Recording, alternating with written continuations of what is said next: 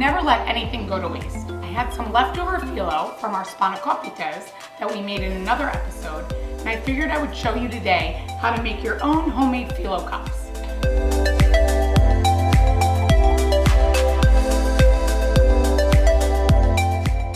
You can easily buy these at the supermarket ready-made, but they're really easy to make as well.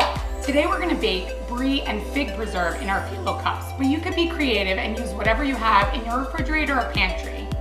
We're gonna start by taking our phyllo, and always butter. We're gonna take, just lightly butter the first sheet. I like to use 4 sheets for these cups, so I'll show you a little trick.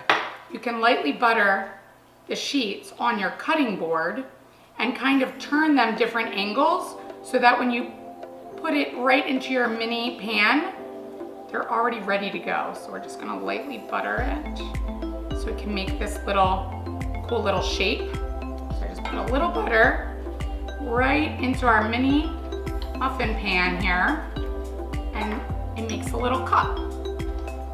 So that's easy. I feel like it's easy. So we put these little different shapes. Again, I always like to tell you fun things that you can have your kids do with you for baking. So for this, I would lightly butter these sheets and then I would let my kids just press this down. It's an easy task, not too messy, and then they feel that they get to help. Now that we've made our little phyllo cups, we're just going to take some really small bite-sized pieces of brie and just put them right into the cup. Top, I'm going to put a little dollop of fresh, actually just fig preserve. I happen to have some fresh figs that I found at the market, so I'm gonna slice them and put them right on top as well.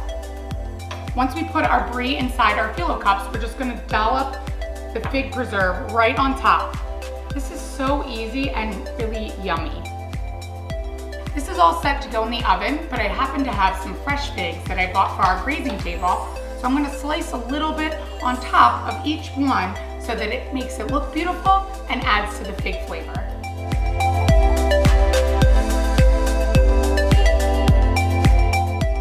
I'm gonna place these fresh figs right on top of the preserve, and we're gonna bake these in the oven for just 10 minutes at 400 degrees.